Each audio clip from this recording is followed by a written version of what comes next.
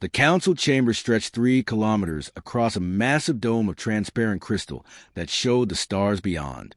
200 species gathered here today, their representatives floating, sitting, or standing on platforms that adjusted to each alien physiology.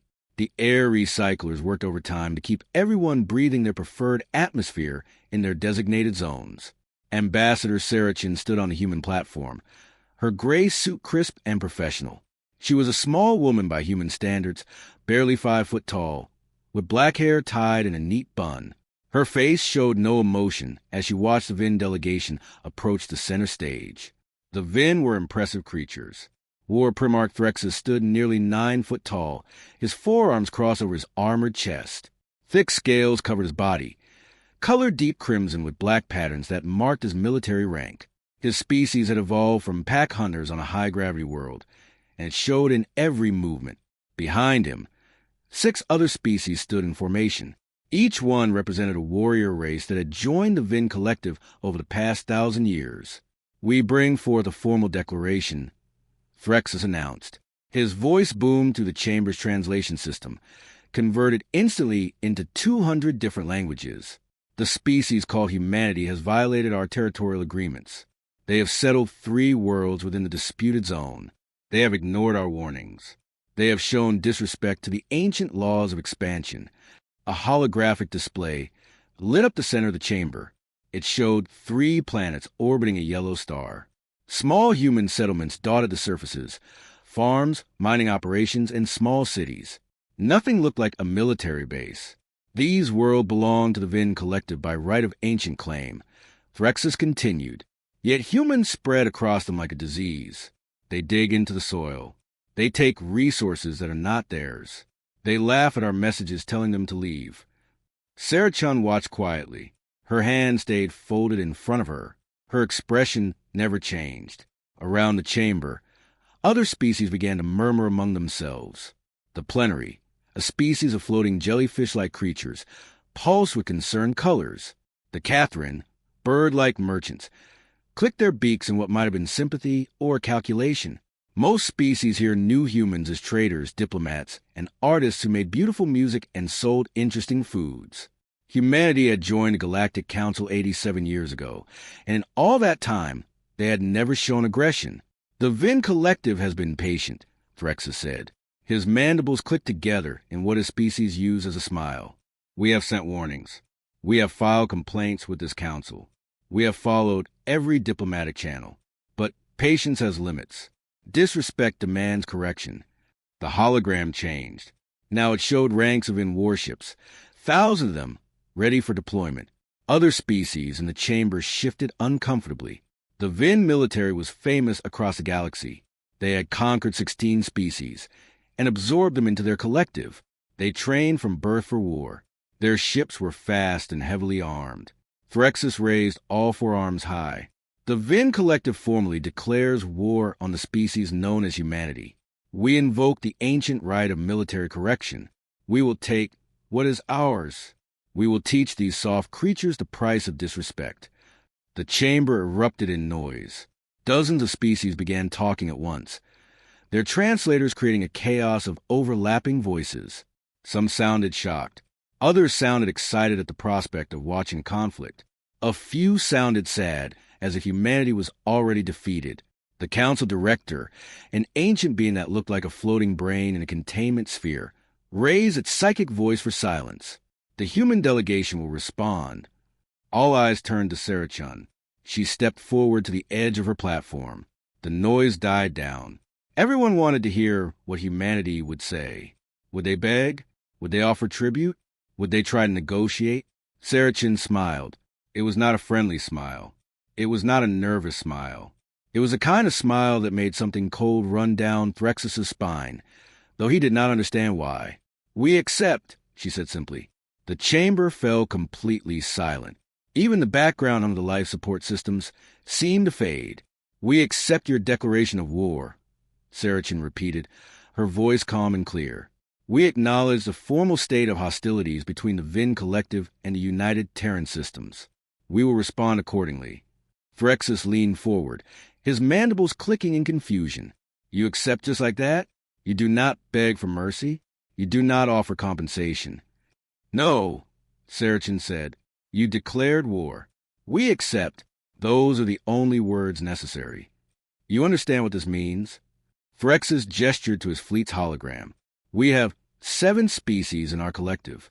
We have 5,000 warships. We have armies numbering in the billions. You humans have been in space for less than 200 years. You have no military tradition. Your ships are designed for trade and exploration. Your colonies are soft targets with minimal defenses. I understand perfectly what you think this means, Saracen replied. Her smile never wavered. Something about her tone made the chamber feel suddenly colder. Other species began to shift uncomfortably. They could not explain why, but something felt wrong about this exchange. Sarah Chun touched her wrist communicator. Computer, public access, historical database. Subject, Earth military history. Dates 1900 to 2100, common era. Unlocked for Galactic Council viewing. Authorization, Chin Alpha 7. A new hologram appeared beside the Vin War fleet. It showed a simple text file directory with thousands of entries. The list scrolled past, showing names and dates. Battle of the Somme, Stalingrad, Hiroshima, Vietnam, Operation Desert Storm. The names meant nothing to most species present. War Primarch Phyrexis. Saracen said formally, the United Terran Systems offers you 48 hours to review these files and reconsider your declaration. This is not a negotiation. This is not a plea. This is a courtesy. You should take it. Courtesy? Phyrexis laughed, a harsh barking sound. You offer me courtesy? I offer you reality. Human. Your species will be conquered within 6 months. Your colonies will become ours. Your people will learn their place in the galaxy. Perhaps, Saracen said, or perhaps you will learn why humanity stopped fighting itself. She turned to leave, then paused. Director, please know for the record that humanity attempted to prevent this conflict through information sharing. What happens next is the Vin's choice. She walked toward the exit.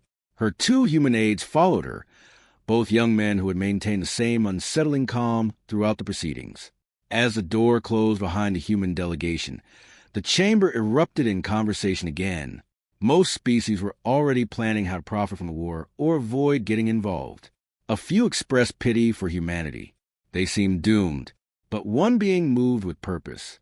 Zilith was a historian, a member of the Catherine species known for their obsessive collection of information. Her feathers ruffled with agitation as she accessed the human database from her personal terminal.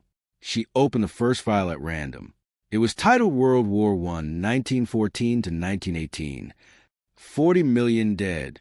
The summary read, new weapons, poison gas, machine guns, tanks, aircraft, submarines, an entire generation lost.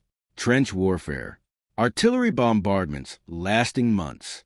Chemical weapons at melted lungs. Zilith's 3 hearts began to race. She opened another file. World War II. 85 million dead. Atomic weapons. Strategic bombing of cities. The Holocaust. Fire bombings. Battles involving million-soldier armies.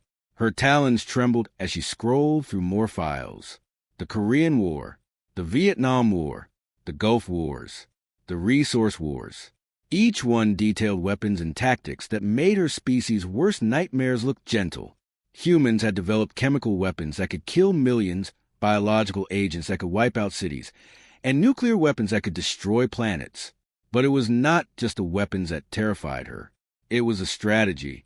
She found documents written by human military theorists. Sun Tzu, who wrote about war as an art form 2,000 years before humans reached space. Clausewitz, who described war as politics by other means. Machiavelli, who explained how to use fear and power. Humans had studied warfare the way Zilith's people studied history, with obsessive detail and complete dedication.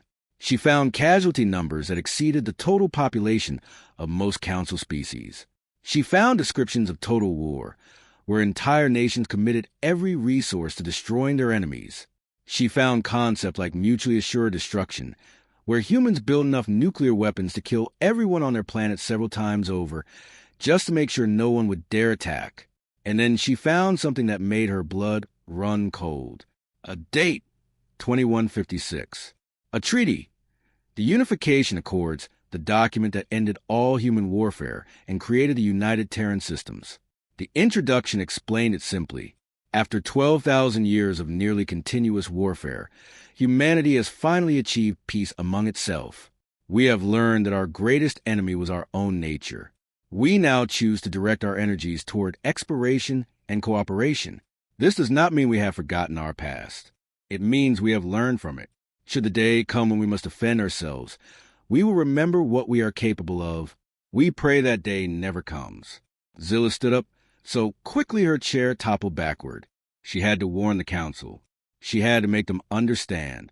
Meanwhile, on the human orbital station above the council world, Sarachin stepped out of her shuttle and was met by a tall man in a dark uniform. Admiral Marcus Reeves had salt and pepper hair and a face carved from stone. His uniform bore no decorations except for a simple patch, United Terran Defense Fleet. "It's done then?" he asked. "They chose war," Sarachin confirmed. "I gave them the 48 hours, as protocol requires. I don't think they'll use it wisely." "Their mistake," Admiral Reeves said. He touched his communicator. "All fleet elements. This is Reeves. Execute Protocol Achilles. Authorization, Reeves Delta 9. Throughout human space, things began to move. Ships that had been listed as cargo vessels suddenly activated military-grade engines. Orbital stations that supposedly processed or opened hidden weapons bays. Colony worlds that looked peaceful began systematic evacuations of all non-combatants. On Earth, in a bunker buried 5 kilometers under the Rocky Mountains, ancient computers awakened. Files that had been sealed for 200 years began to decrypt. Tactical doctrines, strategic plans, contingency protocols. Every lesson humanity had learned from thousands of years of killing each other, preserved and updated just in case. Admiral Reeves stood at the station window, looking out at the stars. Somewhere out there, the Vin were celebrating their declaration. They thought they had found easy prey. They thought humans were soft because humans chose peace. He remembered a quote from one of those old human military theorists. "The supreme art of war is to subdue the enemy without fighting." Humanity had lived by that principle for 87 years in space. They had made friends. They had traded. They had learned everything they could about every species in the galaxy, their strengths and weaknesses, their tactics and tendencies, their fears and their pride. But there was a second part to that philosophy that most people forgot. If you know the enemy and know yourself, you need not fear the result of 100 battles. Humanity knew the Vin. They had studied them for 87 years. They knew their military doctrine, their psychology, their biology, their communication patterns, every detail, and humanity knew itself. It knew exactly what was capable of when pushed to war. Admiral Reeves smiled the same cold smile that Sarachin had shown. It was the smile of a predator that had been pretending to be prey, the smile of a wolf that had been wearing sheep's clothing, the smile of a species that had climbed to the top of its food chain by being better at violence than anything else that had ever lived. 6 hours and counting, he said quietly. Let's see if they're smart enough to check their homework. Behind him, the first warships of the Terran Defense Fleet began to move into position. Ships with names like Thermopylae, Verdun, and Incheon, each one named after a battle where humanity had proven that it would never surrender, never quit, never stop fighting. The galaxy was about to learn a lesson that Earth had learned the hard way over 12,000 years of history. Sometimes the most dangerous thing in the universe is not the species that loves war. It is the species that learned to hate it, but never forgot how to win it. War Primarch Threxus had 46 hours left to understand this truth. He would not use them well. 23 hours had passed since the declaration of war. Zillith had not slept. Her 3 eyes were bloodshot from staring at screens, her feathers disheveled from nervous preening. Around her in the archive section of the council station, stacks of printed documents lay scattered. Her people preferred physical copies of important information. Something about the weight of paper made knowledge feel real.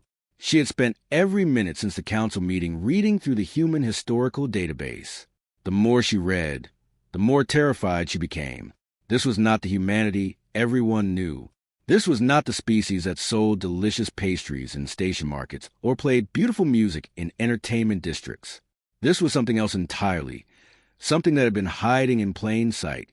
I have to show them, she muttered to herself, her translator rendering her clicks and whistles into common galactic. They have to see what I found. She had compiled a presentation, carefully selecting the most important information, not the worst details, because those were too horrible to believe. She chose things that could be verified, documented by humans themselves, preserved in their own historical records. Zillith activated her communicator. This is Historian Zillith to the Council Director. Emergency session requested. Category: Imminent Threat Assessment. Priority Maximum. The Director's psychic voice entered her mind, annoyed at being disturbed. Historian: The Council does not convene emergency sessions for every minor dispute. This is not minor, Zillith insisted. Director: I have spent the last day reviewing the database that Ambassador Chen unlocked. The Vin Collective has made a catastrophic mistake. We all have. We do not know who humans are. We do not know what they have been.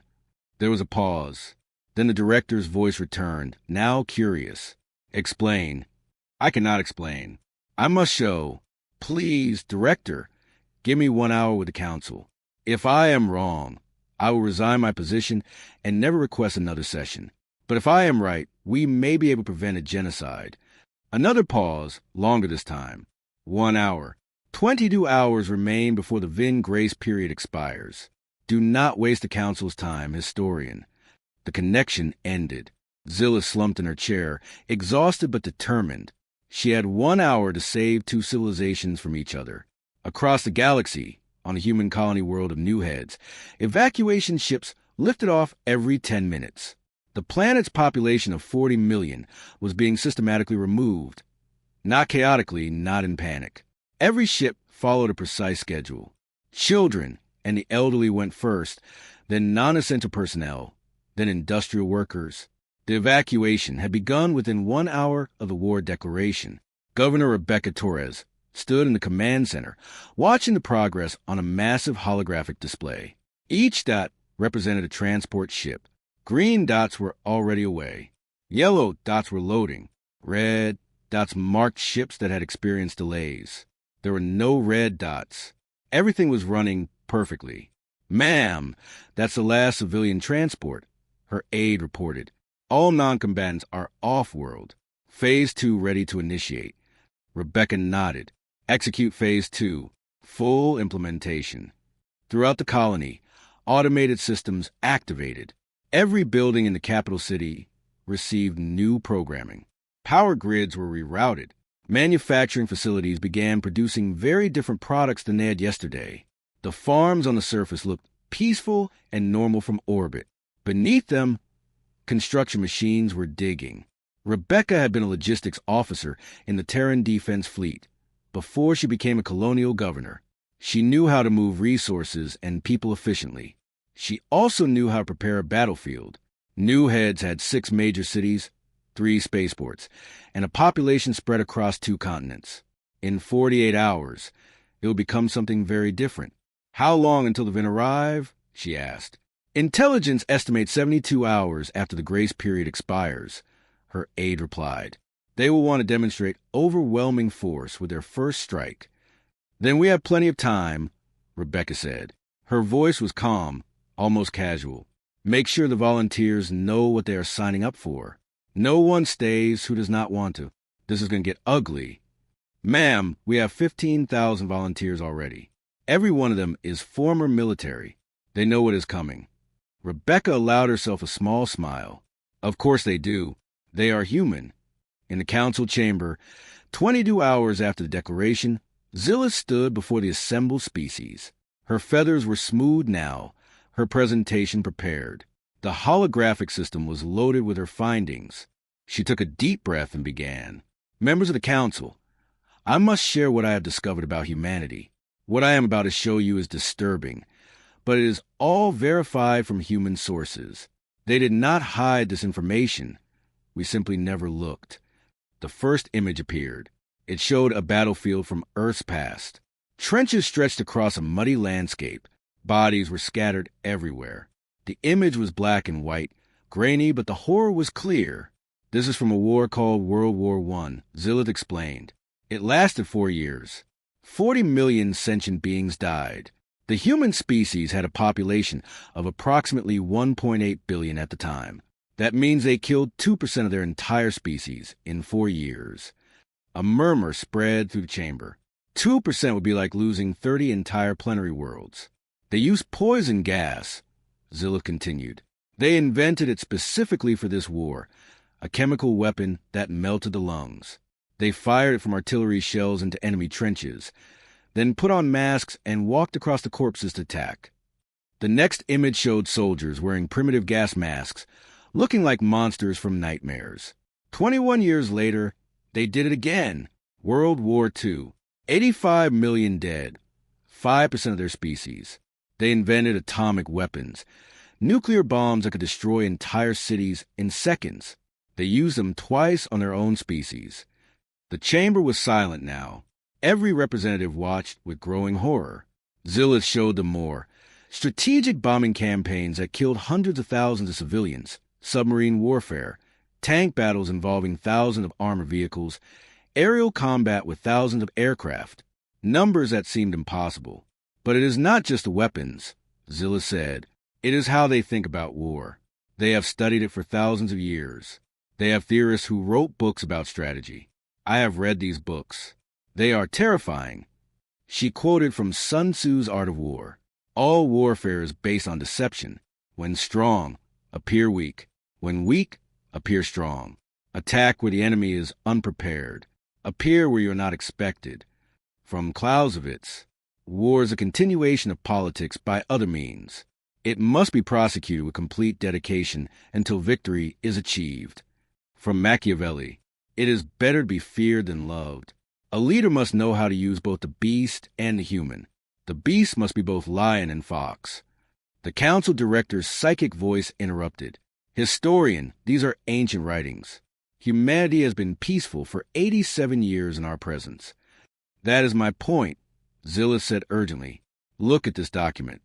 She displayed the Unification Accords. They did not forget how to fight. They chose to stop. They united their species because they nearly destroyed themselves. They've been in our space for 87 years, and in all that time, they've been learning about us, our weapons, our tactics, our weaknesses, not because they plan to attack us, but because that is what they do. They prepare for threats. War pre-March Threxus laughed from his platform. You waste our time with ancient history. Yes, humans fought each other when they were primitive. So did most species. It means nothing now. My warriors are trained from birth. My ships are built for war. Human ships are cargo haulers with small weapons attached. Are they? Zillith asked. I checked the registry. Humanity has 127 colony worlds. Every single one is positioned near a major trade route or jump point. They call it economic opportunity. But look at this map. A galactic map appeared, showing human colonies as blue dots. Strategic military installations of various species appeared as red dots. The blue dots surrounded nearly every red dot within 10 sectors.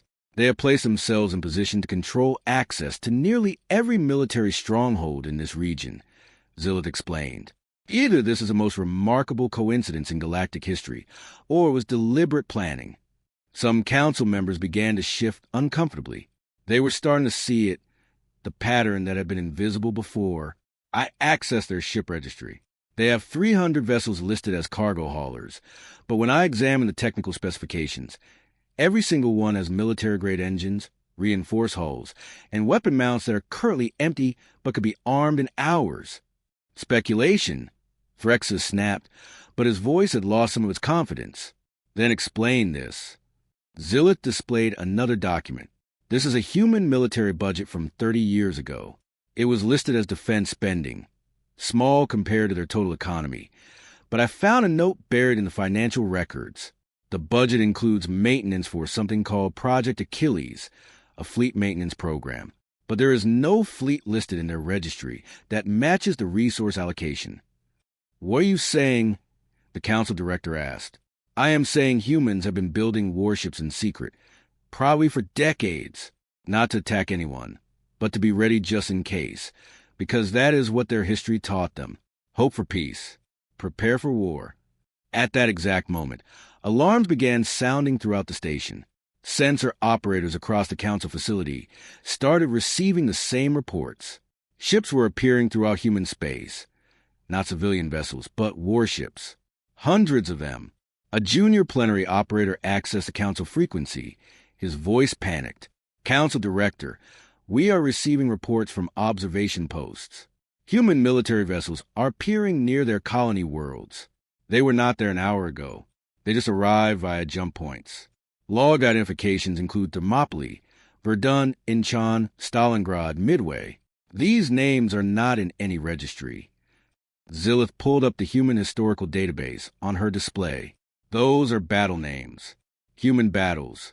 Thermopylae. 300 warriors held off an army of hundreds of thousands. Verdun. A battle that lasted 10 months with 1 million casualties. Incheon.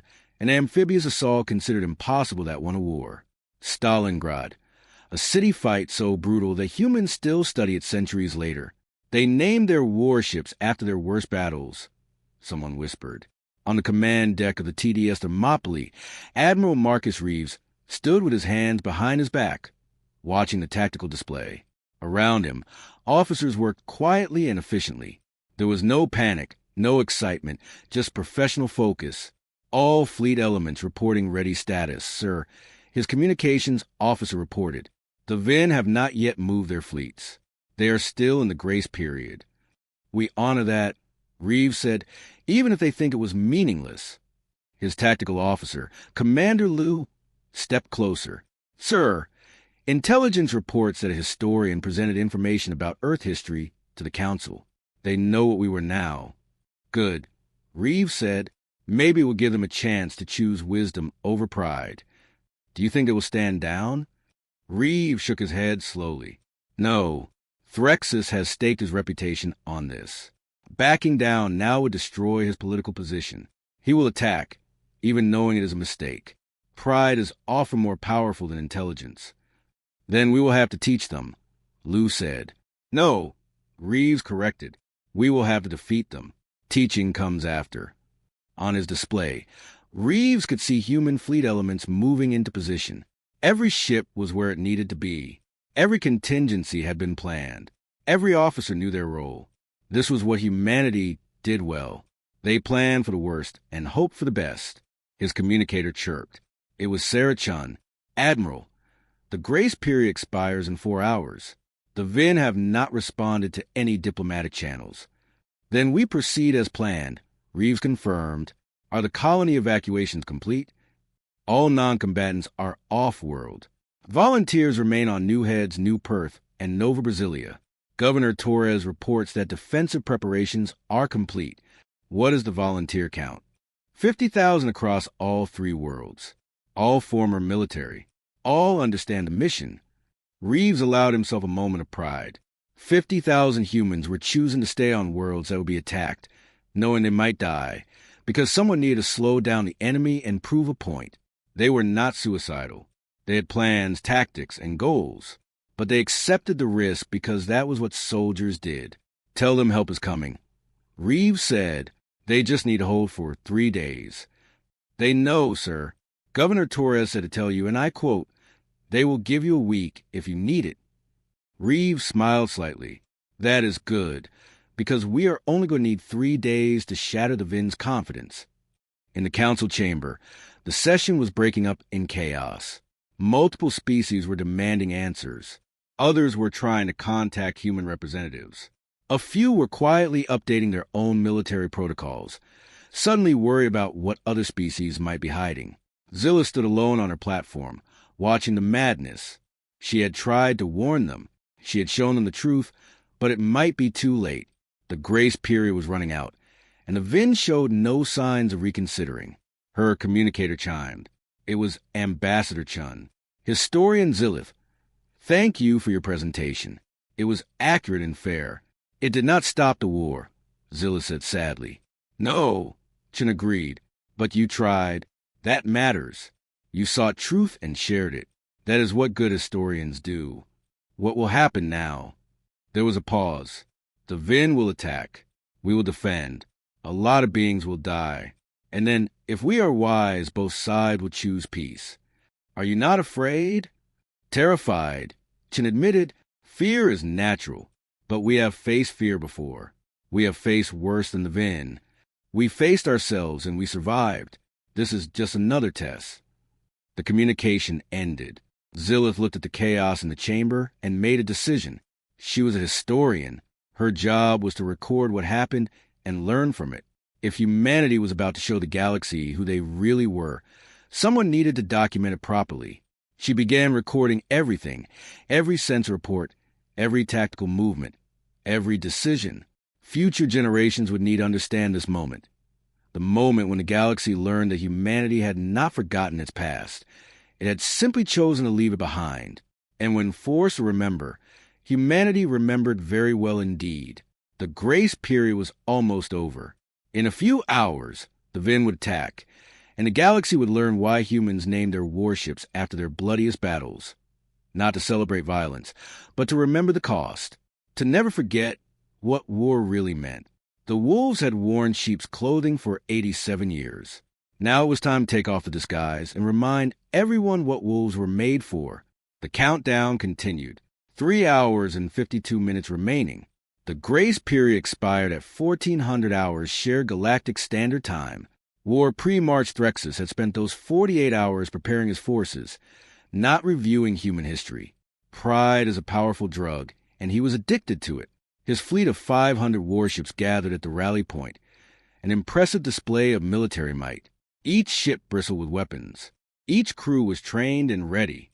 The Vin had conquered 16 species over their history. Humanity would be number 17. Threxus stood on the bridge of his flagship, Blood of Conquest, surveying his fleet through the view screen. His forearms gestured in what his species considered a sign of dominance. Target selection confirmed. We strike at the human colony called New Heads. Population records show 40 million inhabitants. We will demonstrate overwhelming force. Their surrender will follow quickly. His tactical officer, a younger Vin named Kelix, bowed his head in acknowledgement. The target is a farming world, war pre-March. Minimal defenses detected. This should be a simple operation. Simple and quick, Threxus agreed. Then the other colonies will see reason and submit without forcing us to destroy them all. We are not monsters. We prefer surrender to slaughter. The fleet jumped. Reality twisted around them as they crossed light years in seconds. They emerged in the New Head system, weapons charged, shields raised, ready for immediate engagement. What they found confused them. New Head sat peacefully in orbit around its star. The cities were lit normally. Agricultural zones showed normal operations, but there were no civilian ships in orbit, no cargo haulers, no passenger transports. The orbital stations were completely empty. Where are their ships? Kelix asked, his mandibles clicking nervously. Probably fled when they heard we were coming. Threxus said dismissively, cowards, send a communication. Demand their surrender. Tell them we will be merciful if they submit immediately. The communication went out. Minutes passed. No response came. Send ground forces. Threxus ordered. Since they will not answer, we will land and take control of their government centers. Prepare assault companies for deployment to the capital city. 50 troop transports detached from fleet, carrying 10,000 Vin warriors. They descended through the atmosphere following standard doctrine. Approach from multiple vectors. Land at secure point around the target. Converge on government centers. The Vin had done this hundreds of times before. It was routine. The first transport landed in what appeared to be a public park near the capital city center. The doors opened. Vin warriors rushed out, weapons ready, expecting resistance. They found none. The park was empty. The nearby buildings were empty. Everything was silent. Something is wrong, the unit commander reported over tactical communications. There are no inhabitants. The city appears abandoned. More transports landed. More reports came in. The capital city was empty, not destroyed, not damaged, just empty, as if 40 million humans had simply vanished. in a command bunker 15 kilometers away. Hidden underground, Governor Rebecca Torres watched the VIN deployments on her tactical screen. Beside her, Colonel James Park commanded what remained on the planet. 15,000 volunteers who had stayed behind. All of them were veterans. All of them knew exactly what was about to happen. All units report enemy positions confirmed. Colonel Park said calmly, "They have landed exactly where we predicted. Their doctrine is very consistent. Execute Phase 3, Rebecca ordered. Full implementation throughout the abandoned capital city. Automated systems activated. The buildings the VIN were cautiously entering were not empty. They were full of explosives. Every structure had been rigged during the evacuation. Civilians had left. Bombs had stayed. The capital city of New had exploded. Not all at once. That would have been too simple. The detonations came in sequence, carefully timed. Buildings collapsed on VIN squads. Streets cratered beneath their feet. Bridges fell as troops tried to cross them. Fire spread through carefully prepared fuel lines running beneath the pavement. It was not a battle. It was a trap, and 10,000 VIN warriors died in the first 20 minutes. On the blood of conquest, Threxus watched in shock as his tactical display showed unit after unit going dark. What is happening? Report. The city is destroying itself. Keelix shouted. Every structure is booby-trapped. Our ground forces are being slaughtered. Return fire. Orbital bombardment. Destroy the city? Sir, our troops are still in there. Then pull them out first. Get them out and then glass that entire area. But getting them out was not simple. VIN doctrine emphasized aggression and forward momentum. They were trained to advance, not retreat. The warriors on the ground tried to fall back to their landing zones, but the streets were filled with rubble and fire. Those who made it to their transports found another problem. The landing zones had been mined. As the transports lifted off, explosions tore through their hulls. In 3 hours of fighting, the VIN lost 8,000 warriors. They killed exactly 0 humans, because there were no humans in the city to kill. The capital was a tomb now, filled with bodies and burning debris. Threxus was shaking with rage. This is cowardice. This is not how wars are fought. We're their armies.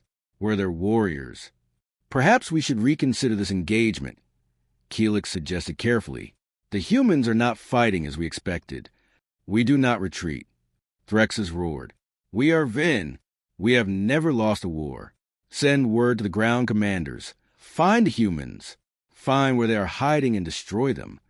What remained of the VIN ground forces spread out from the ruined capital, searching for the enemy. They found signs of habitation in the farming regions. They approached carefully this time, expecting more traps. They were right to expect them, but it did not help. Colonel Park had positioned his 15,000 volunteers across the planet's surface, using terrain they knew intimately. The VIN were on an alien world, following maps, trying to navigate unfamiliar ground. The humans were home. They knew every valley, every forest, every cave system, and they had spent 2 days preparing surprises.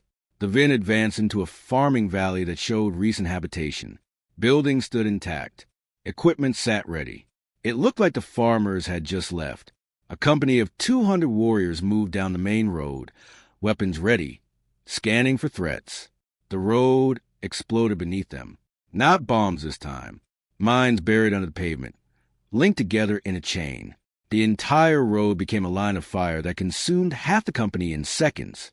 The survivors dove for cover in the buildings on either side. Automatic weapons opened fire from concealed positions in hills surrounding the valley. The VIN shot back, but they could not see their targets. The humans were hidden, firing from prepared positions, and then moving before return fire could find them. This was not the VIN way of war. They believed in honorable combat. Stand and fight. Test your strength against the enemy. Win through courage and skill. But the humans were not fighting that way. They hit and ran. They used the terrain. They refused to stand still long enough to be engaged properly. It was guerrilla warfare refined over thousands of years of human history. Ambush, attack, fade away. Never give the enemy a chance to use their superior numbers or firepower. Bleed them slowly. Break their will. The VIN company in the valley took 3 hours to die. They call for air support, but human volunteers using captured Vin anti-aircraft weapons shot down the gunships. They called for reinforcements. The reinforcements drove into another minefield. By the time night fell on that valley, 200 Vin warriors were dead. The humans had lost 12. This pattern repeated across the planet. Every time the Vin concentrated their forces, humans scattered. Every time the Vin pursued, they ran into traps. Every time they tried to establish a base, mortars fell on them from hidden positions. The Vin could not pin down an enemy that refused to be pinned. In space, Threxus watched his ground forces being dismantled piece by piece. This is not war. This is murder. They strike and hide like cowards. They are fighting to win, Keelix observed quietly, not to prove honor. Our doctrine assumes the enemy will face us in proper battle. The humans have different ideas. Then we will force them to battle. Threxus decided. Orbital bombardment of all populated zones. If they hide in cities, we destroy cities. If they hide in farms, we destroy farms. We will burn this entire planet until they have nowhere left to hide. War pre-March. That will kill millions of civilians. There are no civilians on this planet. They evacuated them. Everyone down there is a combatant, and we will treat them as such. The Vin fleet opened fire from orbit. Energy weapons and kinetic bombardment rained down on New Heads. They targeted the remaining cities, the farming regions, anywhere that showed signs of human activity. The planet's surface became a landscape of fire and craters. But Rebecca Torres had prepared for this too. The underground bunkers were deep and shielded. The human forces had been dispersed specifically to survive orbital bombardment. They could not fight back against the ships above, but they could survive. And survival was its own form of victory. 3 days into the battle, Admiral Marcus Reeves received the signal he had been waiting for. Governor Torres sent a tight beam communication, heavily encrypted. Objective achieved. Enemy committed. Casualties at 32%. Can hold for 4 more days if necessary. 3 days, Reeves replied. We are moving now. The Terran Defense Fleet had been waiting just outside sensor range, watching the battle unfold. They had let the Vin commit completely to New Heads. Now those 500 Vin warships were in orbit around a contested planet. Their attention focused downward, their formation spread out to maximize orbital bombardment coverage. It was exactly the tactical position Reeves wanted. All ships, this is Reeves. Execute Operation Sherman. Authorization confirmed. The human fleet jumped in, not to New Heads. That would have been too obvious. Instead, they jumped to 6 different Vin supply bases simultaneously. Bases that humanity had carefully mapped over 87 years of peaceful coexistence. Bases that were now lightly defended, because most Vin warships were at New Heads. At each base, the human ships did not engage in honorable ship-to-ship combat. They dropped kinetic kill vehicles. Dense masses of metal accelerated to extreme speeds. They slammed into fuel depots, repair facilities, and ammunition storage. The bases exploded. Thousands of support personnel died.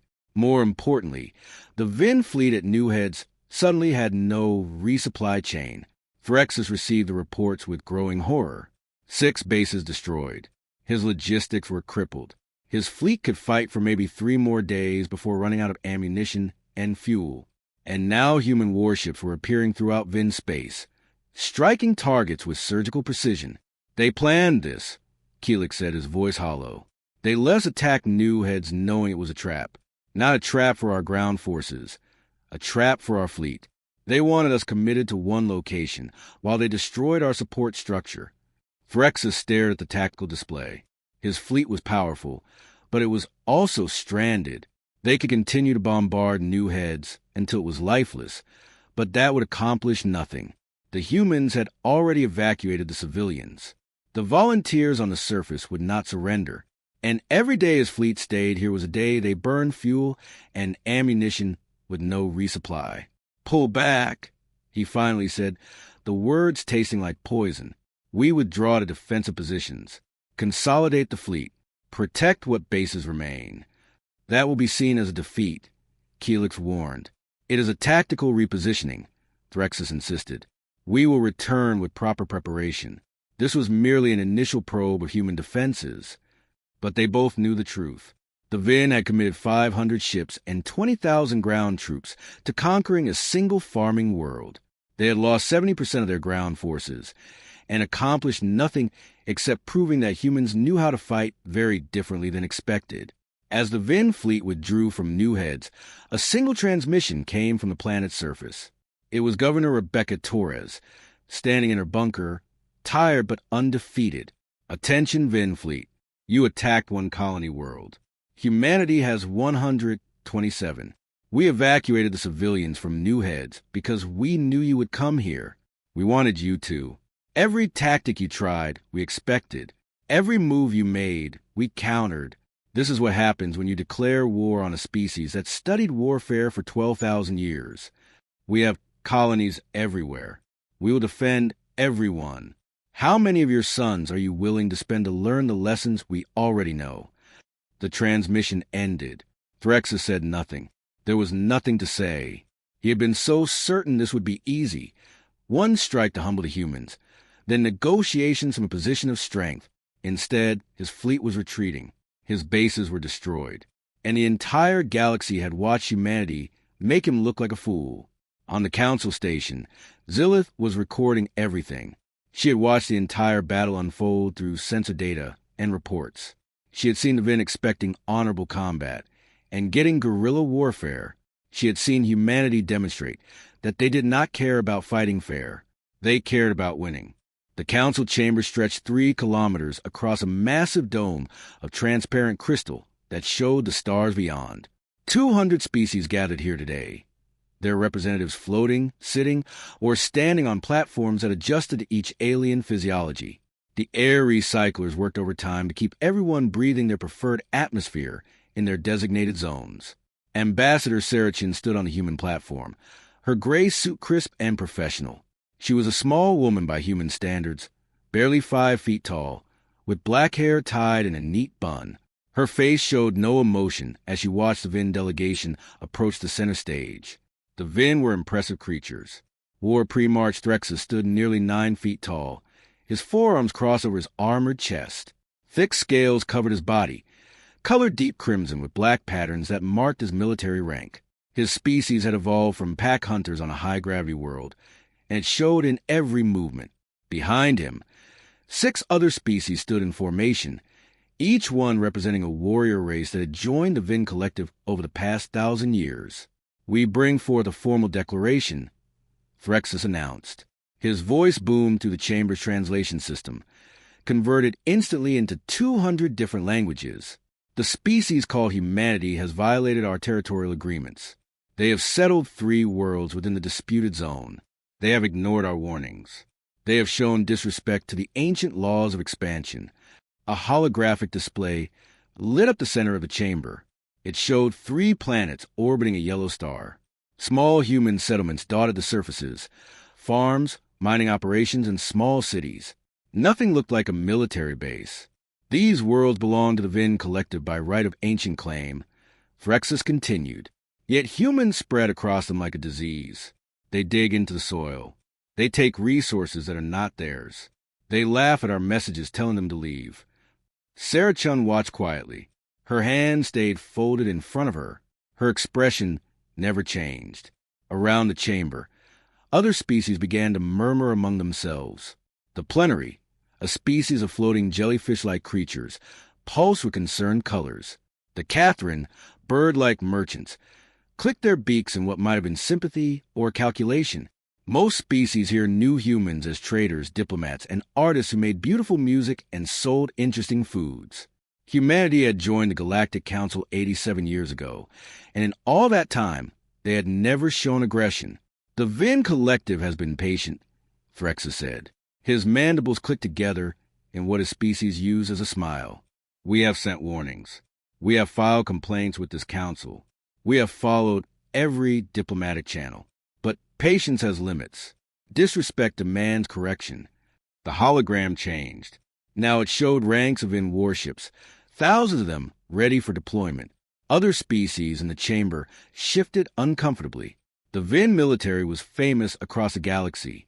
They had conquered 16 species, and absorbed them into their collective. They trained from birth for war. Their ships were fast and heavily armed. Threxus raised all four arms high. The Vin Collective formally declares war on the species known as humanity. We invoke the ancient right of military correction. We will take what is ours. We will teach these soft creatures the price of disrespect. The chamber erupted in noise. Dozens of species began talking at once, their translators creating chaos with overlapping voices. Some sounded shocked. Others sounded excited at the prospect of watching conflict. A few sounded sad, as if humanity was already defeated. The council director, an ancient being that looked like a floating brain in a containment sphere, raised its psychic voice for silence. The human delegation will respond. All eyes turned to Sarah Chun. She stepped forward to the edge of her platform. The noise died down. Everyone wanted to hear what humanity would say. Would they beg? Offer tribute? Try to negotiate? Sarah Chun smiled. It was not a friendly smile, not a nervous one. It was a kind of smile that made something cold run down Threxus' spine, though he did not understand why. "We accept," she said simply. The chamber fell completely silent. Even the background hum of the life support system seemed to fade. "We accept your declaration of war," Sarachin repeated, her voice calm and clear.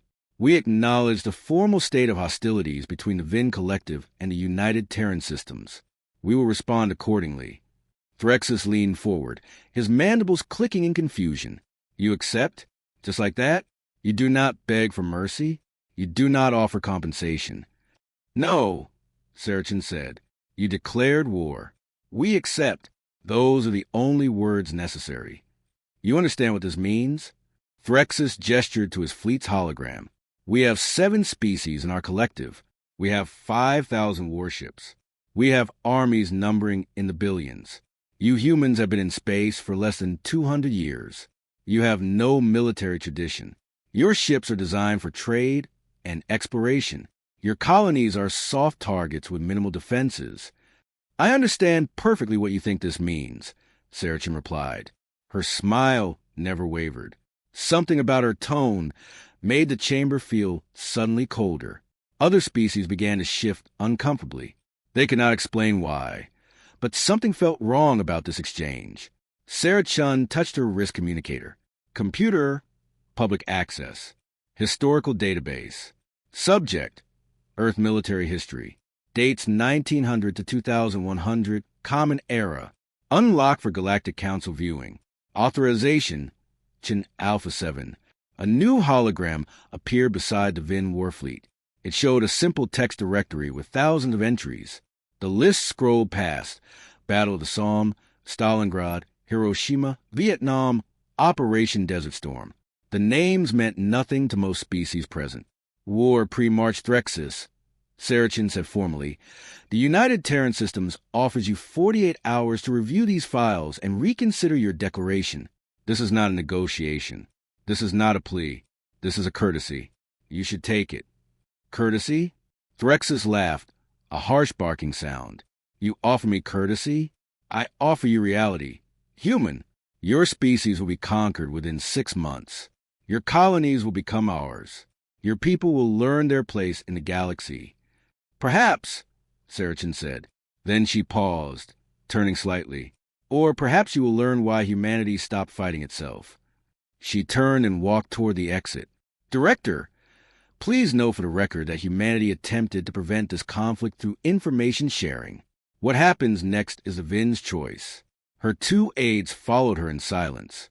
As the doors closed behind the human delegation, the chamber erupted into conversation once more.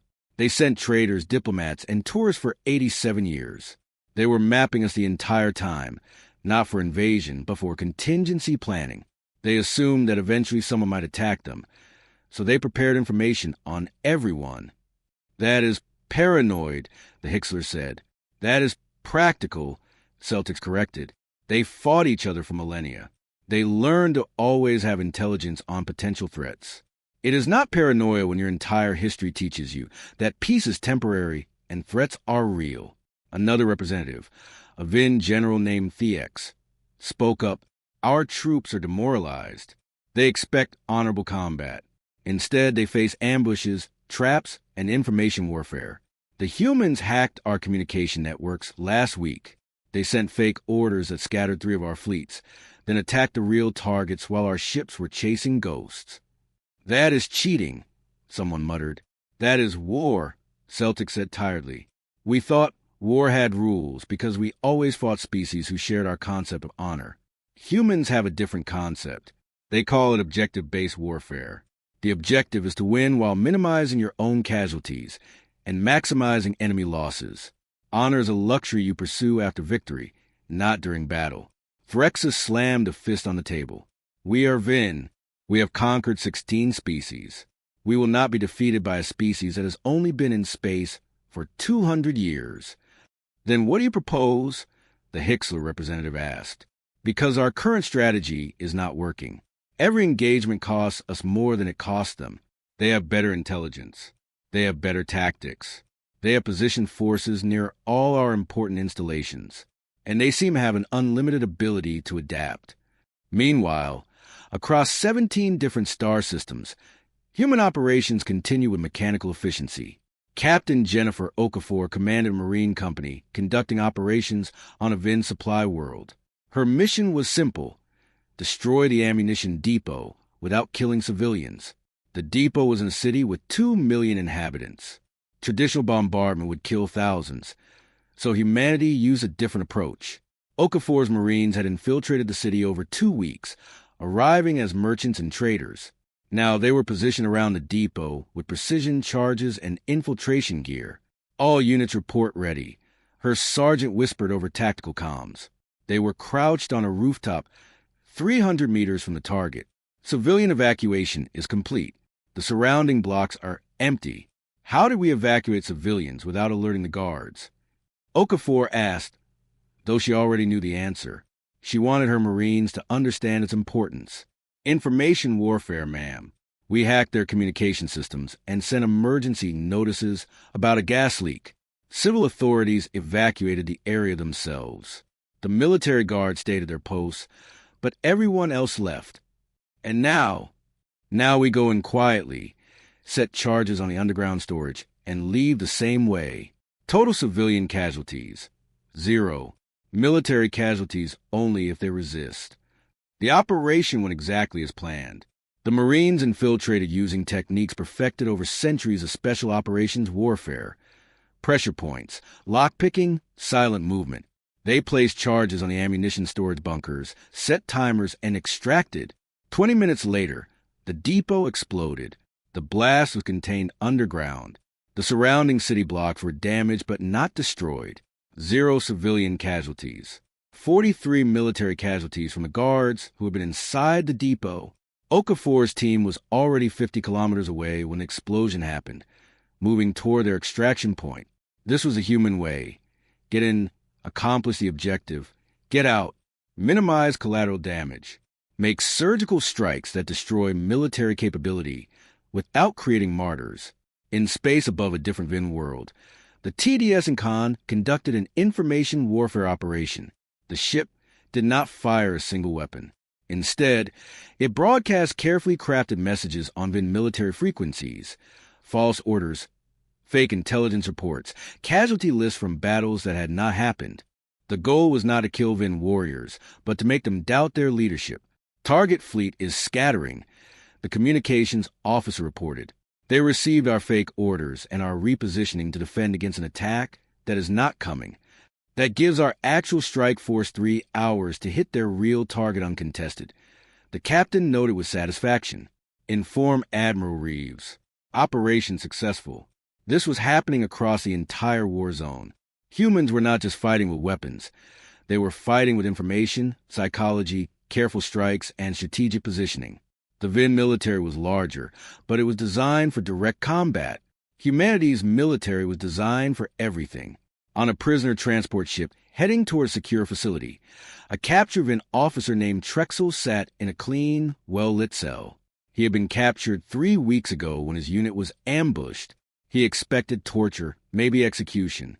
Instead, he received medical care for his injuries, regular meals, and quarters that were small but comfortable. A human doctor visited him daily to check on his healing wounds. A human linguist came to interview him about Vin culture and history, not military information. It was confusing and disturbing. Today, a human officer came to speak with him, Admiral Marcus Reeve himself, commander of the Terran Defense Fleet. Trexel stood at attention as much as his injuries allowed. "Sit," Reeve said gently. "You are injured. No need for formality." Trexel sat warily. "Why are you here?" "To ask you a question," Reeve said. He pulled up a chair and sat across from Trexel, treating him like an equal despite being his prisoner. "Why did the Vin Collective declare war on humanity?" "Because you took our territory." Trexel said automatically. "Did we?" Those 3 colony worlds were in disputed space.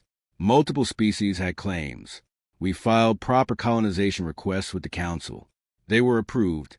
We followed all protocols. Trexel hesitated. War pre-March Threxus said you showed disrespect. "And what do you think?" Reeves asked. Trexel paused. It was dangerous to question the war pre-March, but he was a prisoner now. What more could they do to him? "I think it was about pride," he admitted. "The Vin have never been refused anything. When you settled those worlds despite our objections, it made us look weak. So we declared war to prove we were strong. And now," Reeves asked, "now we are losing a war we should have won. You fight without honor. You strike at our supply lines like cowards. You use trickery instead of facing us in battle." Reeves nodded, as if he expected this answer. "Let me show you something." He pulled out a tablet and handed it to Trexel. "These are casualty figures. Vin versus human." Trexel looked at the numbers. His mandibles clicked in shock. "This says you have killed 40,000 Vin warriors, but lost only 8,000 of your own. This cannot be accurate." "It is accurate," Reeves confirmed. "Do you know why the ratio is so uneven? Because you use dishonorable tactics." "No," Reeves corrected. "Because we use effective tactics. Honor is a word warriors use to describe fighting in ways that make them feel good about themselves. But war is not about feeling good. It is about achieving objectives while protecting your own people. Every Vin warrior who dies is someone's son or daughter. Every human who dies is someone's family member. I do not want any of them to die. But if I must choose, I will always choose to protect my people first." He pulled up another document on the tablet. "This is a peace treaty. Fair terms. No reparations. No territorial concessions beyond withdrawing from the 3 disputed worlds. No punishment for the Vin Collective. Just an end to hostilities and a mutual defense pact." Trexel stared at the document. "Why would you offer this?" "You are winning." "Because winning is not the same as achieving peace," Reeves explained. "We can destroy the Vin military. We could probably conquer your worlds if we wanted to. But then what? You would hate us. You would rebuild. 20 years from now, we would fight again, or someone else would attack you, and we would have to choose whether to let you fall or defend you. It is better to make peace now while both sides can do so with dignity. War pre-March Threxus will never accept this. Then war pre-March Threxus will lose everything he has tried to protect." Reeves said simply, "Pride is expensive, Officer Trexel. Sometimes too expensive." Back on Vin Prime, the collective was breaking apart. The Hixlor representative stood up abruptly. "We are withdrawing from this war. The humans have offered us separate peace terms, generous terms. We would be fools not to accept. You are abandoning your allies." Threxus roared. "We are saving our people from a war that cannot be won." The Hixlor shot back. "You led us into this disaster with your pride. You said it would be easy. You said humans were weak. You were wrong. Admit it. Never. Then you can fight alone." The Hixlor said and walked out. The chamber erupted in arguments. By the end of the meeting, only 2 species remained committed to the war. The Vin themselves and the Crix, a militant species that valued honor above survival. For species had formally withdrawn. The collective was no longer collective. Celtics approached Threxus after the others had left. "War pre-March. We must consider the peace terms. We cannot win this war. The humans have superior intelligence, superior tactics, and unlimited patience. They are slowly dismantling everything we have built, and if we accept peace, we look weak," Threxus said bitterly. We look weak now, Celtics pointed out.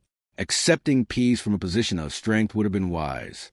Accepting it from our current position is necessary for survival, which is more important, pride or the lives of our people. Threxus was silent. He had spent his entire life believing that strength and honor were the same thing. Now, he was learning they could be opposites.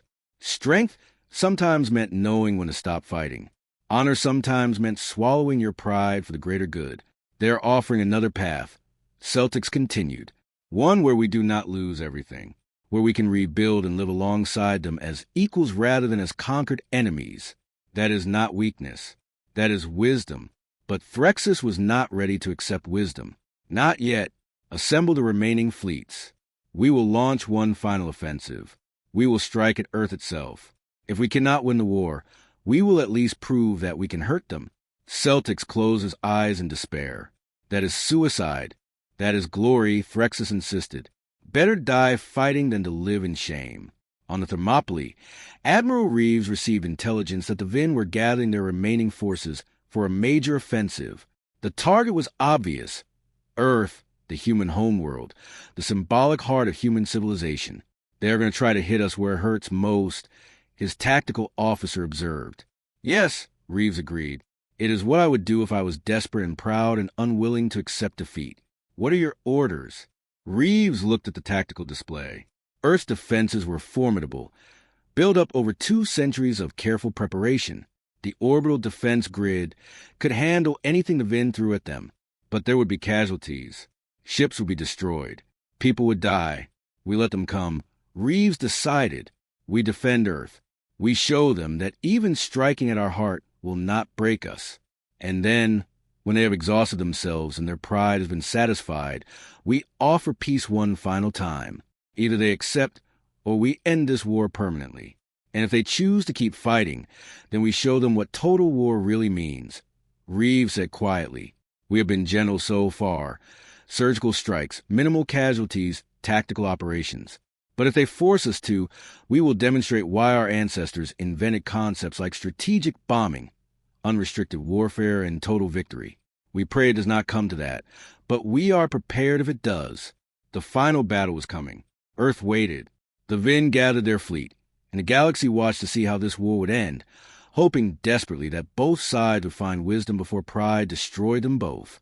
The Vin fleet was impressive, even in desperation. 500 warships had become 300 over the course of 2 months of warfare. Now those 300 ships gathered at a rally point just 3 light years from Earth. War pre-March Threxus stood on the bridge of the Blood of Conquest, knowing this was likely his final battle. Pride demanded he make it memorable. All fleet elements report ready, Celtics announced. His voice carried resignation. He had argued against this attack, but Threxus had overruled him. Target is a human homeworld. Threxus addressed his fleet over the general channel. They have heard us. They have embarrassed us. They have proven to be more cunning than we expected. But we are Vin. We do not surrender. We do not retreat.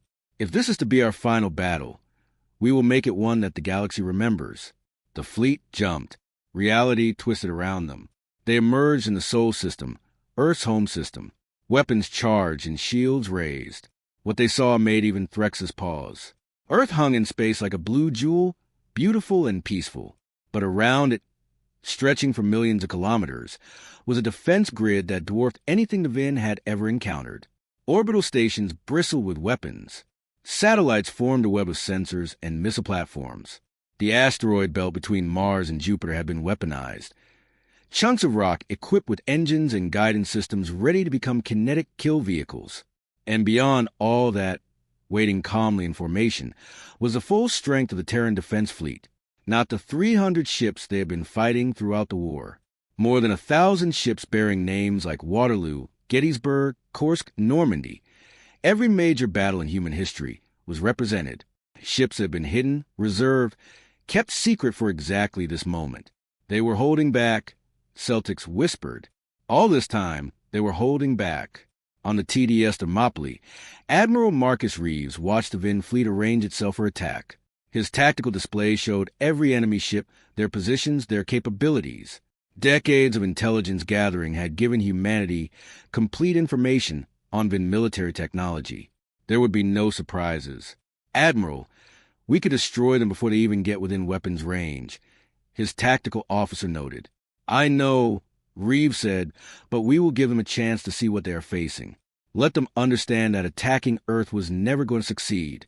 Let them choose wisdom. He opened a communication channel to the Vin fleet. War pre-March Threxus. This is Admiral Marcus Reeves of the Terran Defense Fleet. You are in Earth's home system.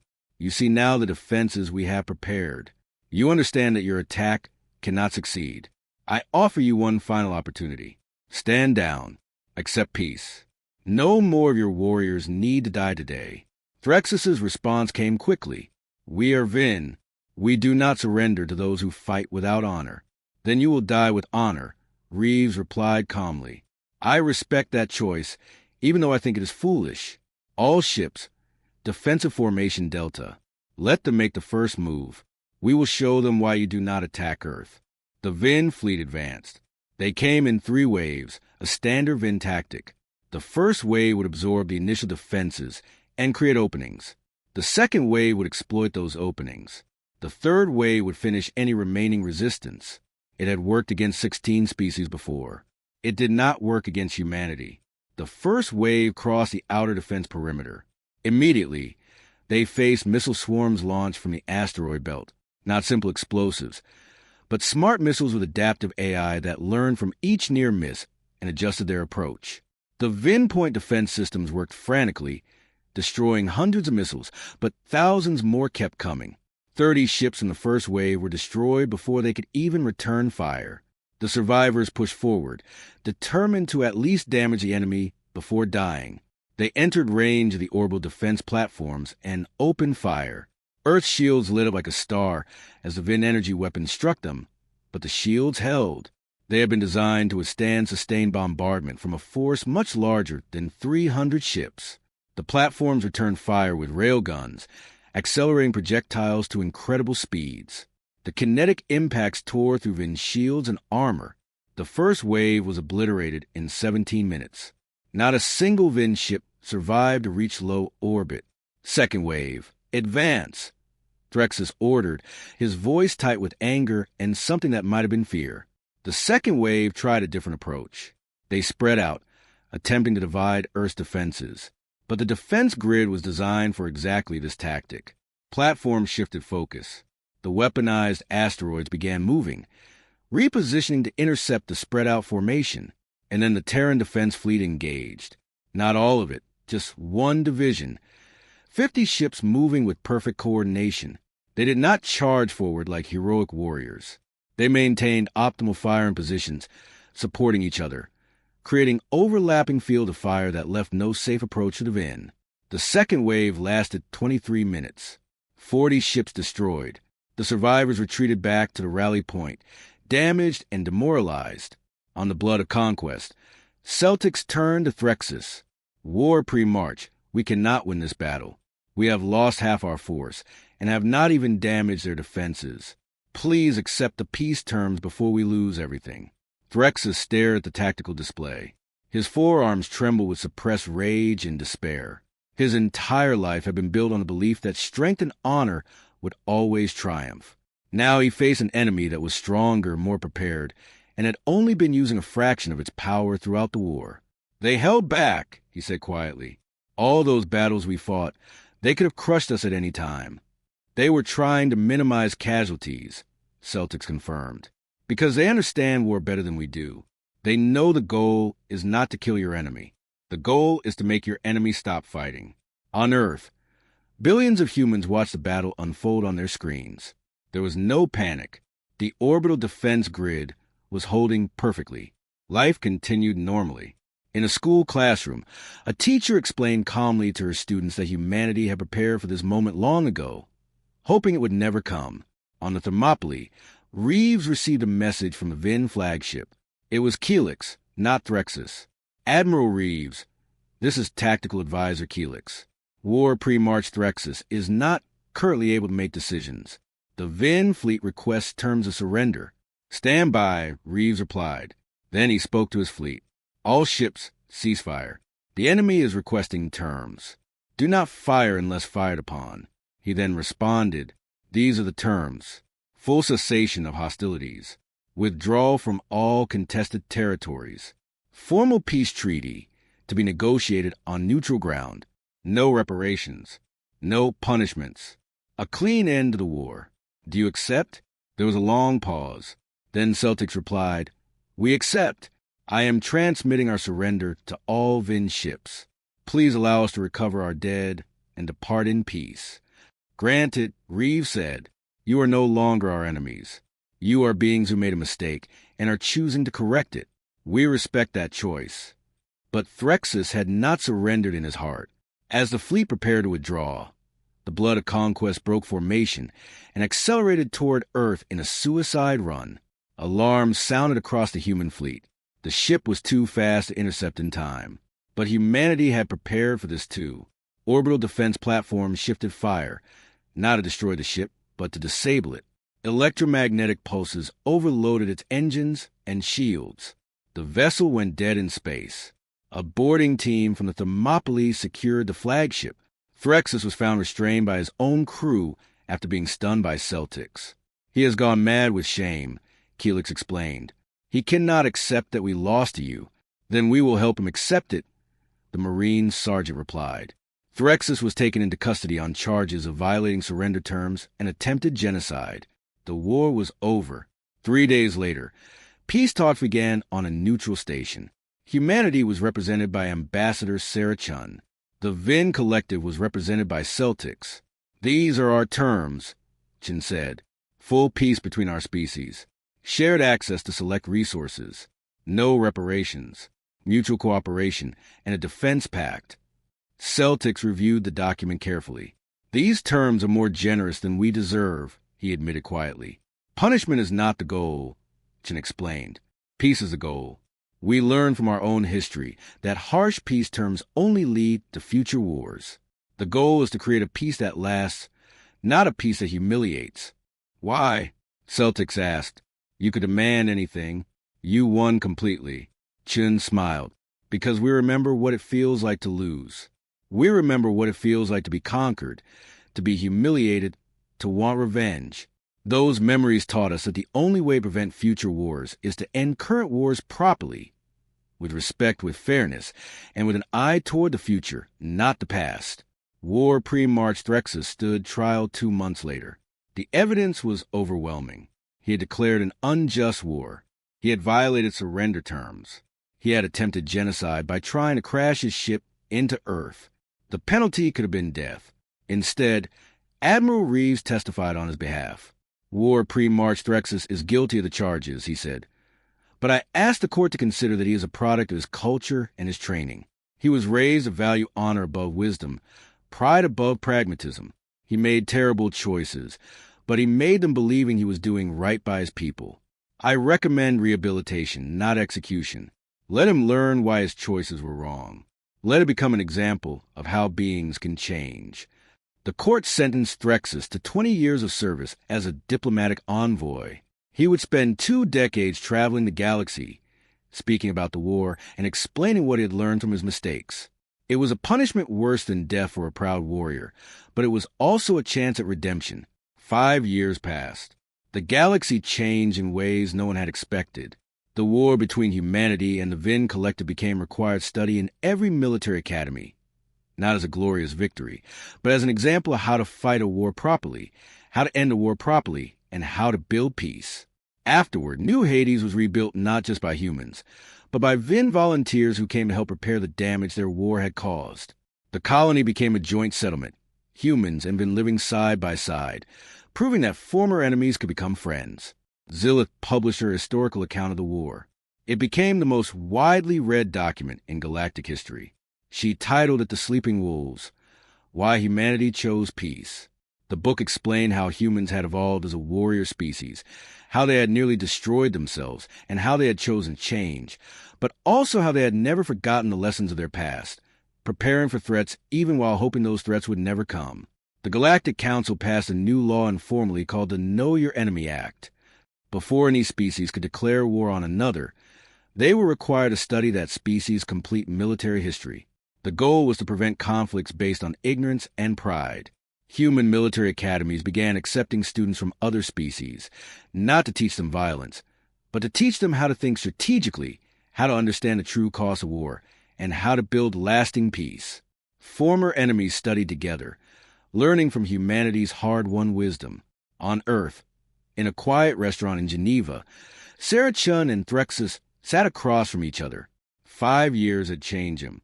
The former war primarch was thinner, humbler, his scales dull with age and regret. But his eyes were clearer now, understanding things he had never grasped before. "I owe you an apology," he said. "A formal one for the record." "The court's already handled that," Chin replied. "You have served your sentence well. The speeches you have given have probably prevented 3 other wars from starting. That is worth more than punishment." "I still do not fully understand," Threxus admitted. "Your people are terrifying.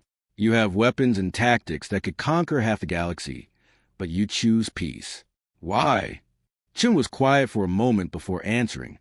"Do you know what the worst part of war is? It is not the dying, though that is terrible. It is not the destruction, though that breaks hearts. The worst part is what it does to the people who fight. It makes you hard. It makes you numb. It teaches you to see other beings as targets instead of people. Our ancestors fought for so long that they almost lost their humanity in the process. They became what they were fighting against." She paused. "We chose peace because we looked in the mirror and did not like what we saw. We decided to be better, not weaker, better. Strength is not just the ability to destroy," she continued. "Strength is also the ability to build, to heal, to choose mercy when you could choose violence. When you could choose violence but still remember how to fight," Threxus said quietly. "When forced to," Chin agreed, "because forgetting would be foolish. Our history is part of who we are. We carry the memories of our wars, not with pride, but with sorrow. We remember them so we can avoid repeating them. But when attacked, when forced to defend ourselves, we use those memories. We become what we must be to survive.